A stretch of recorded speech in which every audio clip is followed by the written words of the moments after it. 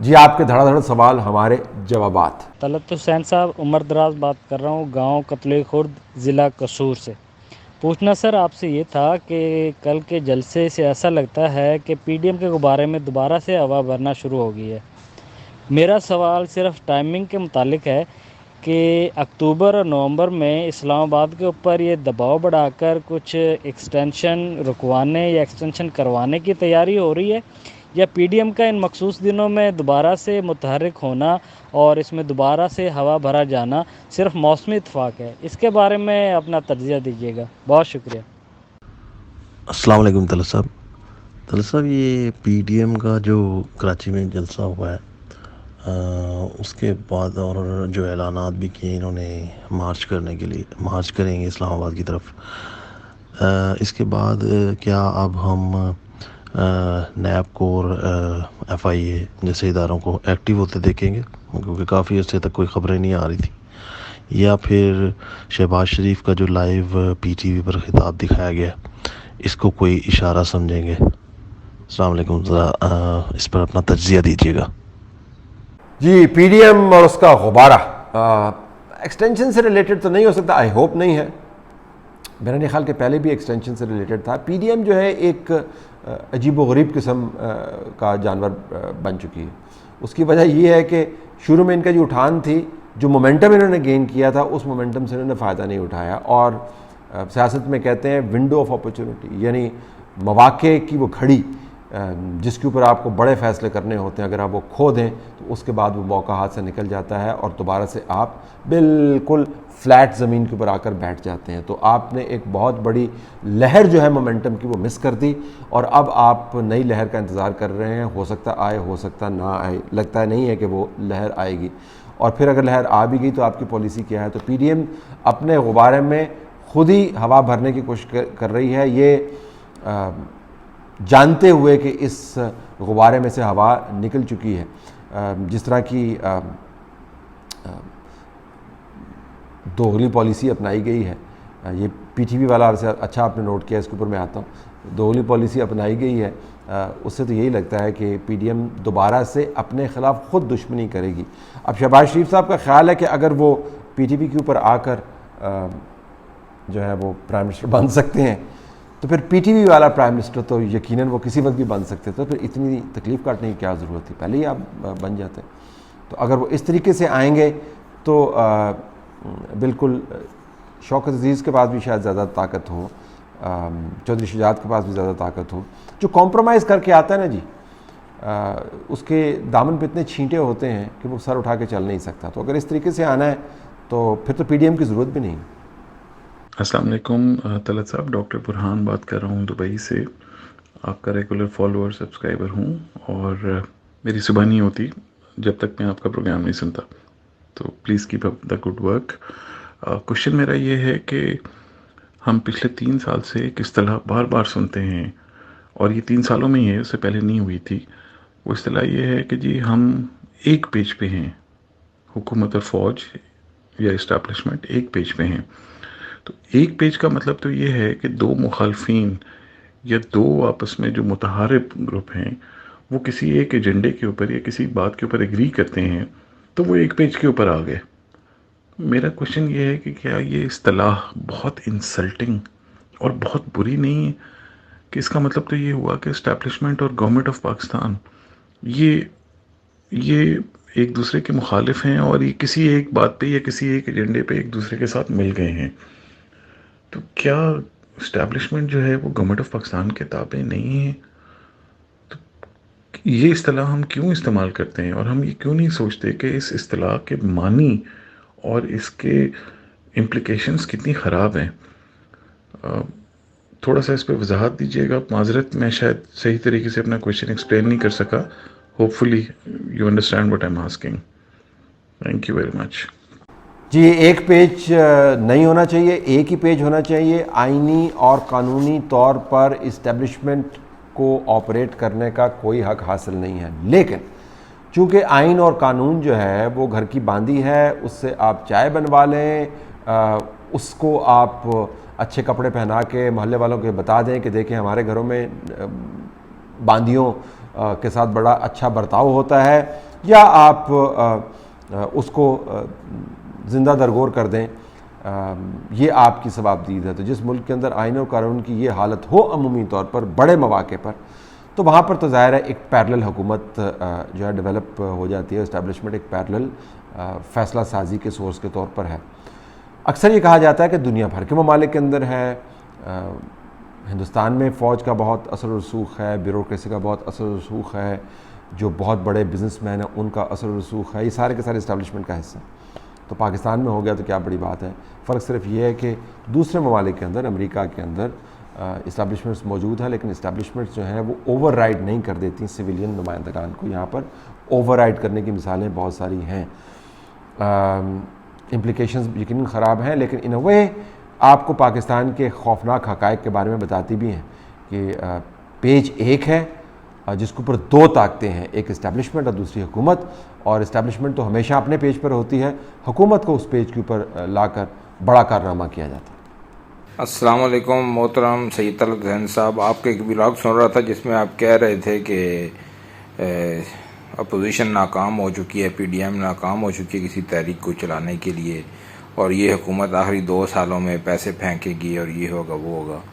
یہ جتنے بھی پیسے پھینک لے، اس نے جو ملک کا کباڑہ کر دیا ہے، کبھی قوم مستحکم ہو سکے گی یا پاکستان مستحکم ہو سکے گا اس موجودہ حالات میں؟ دوسرا آپ سے یہ سوال تھا کہ کیا تحریک کے ذریعے حکومت کو ختم کر دینا چاہیے تاکہ یہ مظلوم بن کے دوبارہ ہمارے سروں پہ سوار ہو؟ اس کے بارے میں آپ کی کیا رائے ہے، ذرا وضاحت فرمائیے گا، کیونکہ آپ کی باتوں سے تو یہ لگتا ہے کہ اپوزیشن نے کوئی سرگرمی نہیں دکھائی اور اس حکومت کو فری ہینڈ دیا ہے۔ دیکھیں، میں بالکل یہ نہیں کہہ رہا کہ پی ڈی ایم جو ہے وہ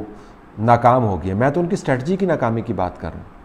اور دیکھیں، کسی بھی ملک کے اندر پائے جانے والے سیاسی غم و غصے کو یا حکومت کے خلاف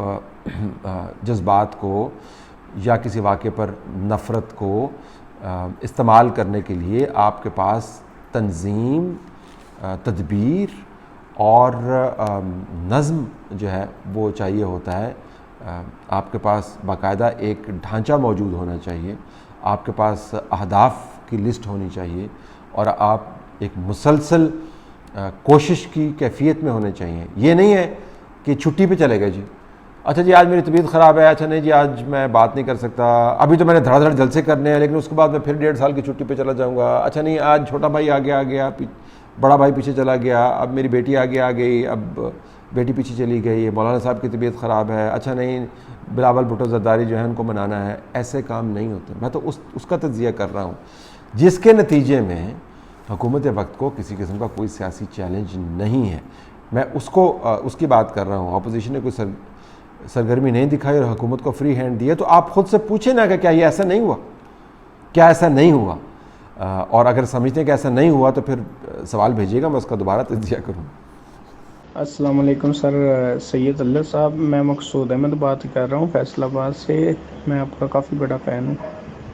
تو سر مجھے اس بات کی آج تک سمجھ نہیں آئی کہ ہماری اسٹیبلشمنٹ کو آخر کیا مسئلہ ہے، وہ کیوں اس طرح یعنی کہ نا کسی بھی گورنمنٹ چلتی ہوئی کو روک دیتی ہے، اس میں اپنی ٹانگ اڑاتی ہے، ایسا کیا مسئلہ ہے؟ وہ خود فیصلے لیتی ہے ملک کی اور کٹ پتلی کو بٹھا کے پھر اس طرح کے یعنی کہ کام کرتے ہیں، یہ کیا مسئلہ ہے؟ ہمیں تو بہت دکھ ہوتا ہے، ہم تو بہت ہی اس وقت نا سیڈ ہے، بہت ہی پریشان ہے، سارے گھر والے بھی پریشان ہیں، گاؤں والے جس سے بھی پوچھیں ہر بندہ پریشان ہے، صرف کہ یار مہنگائی روز روز بڑھ رہی ہے اور یہ گورنمنٹ کہہ رہی ہے کہ کچھ نہیں ہوا، سب کچھ ٹھیک ہے۔ تو یہی عمران خان پہلے باتیں کرتا ہوتا تھا کہ پاکستان میں یہ ہے وہ ہے، چور جو اگر کوئی چیز مہنگی ہوتی ہے تو وزیر اعظم چور ہوتا ہے، تو اب بتائیں یہ چور ہے کہ کون ہے؟ جی مجھے بھی سمجھ نہیں آیا کہ اسٹیبلشمنٹ کا کیا مسئلہ ہے۔ اصل میں اسٹیبلشمنٹ جو ہے نا وہ ایک مسلسل پروسیس کا نام ہے جس کے اندر سے فیصلے ہوتے رہتے ہیں۔ جب بنیاد ایک مرتبہ غلط پڑ جائے نا، جب یہ تصور